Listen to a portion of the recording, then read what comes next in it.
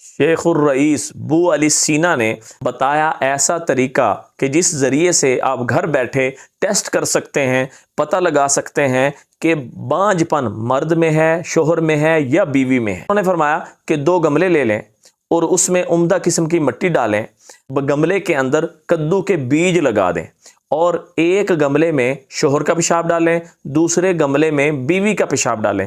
جس گملے سے بیج اگ آئیں تو سمجھ لیں وہ بانجھ پن سے بری ہے، اور جس گملے میں بیج نہ اگیں سمجھ لو کہ بانجھ پن اس شوہر یا اس بیوی میں ہے۔ اور دوسرا طریقہ بتلایا کہ 2 گملے لے لیں اور اس کے اندر عمدہ قسم کی مٹی لے کر اور اس میں کدو کے بیج ڈال کر پانی دیں۔ جب وہ اگ جائیں، اگنے کے بعد ایک میں شوہر کا پیشاب ڈال دیں اور دوسرے گملے میں بیوی کا پیشاب ڈال دیں۔ جس کا پودا مرجا جائے سمجھ لیں بانجھ پن اس عورت کے اندر، اس مرد کے اندر ہے۔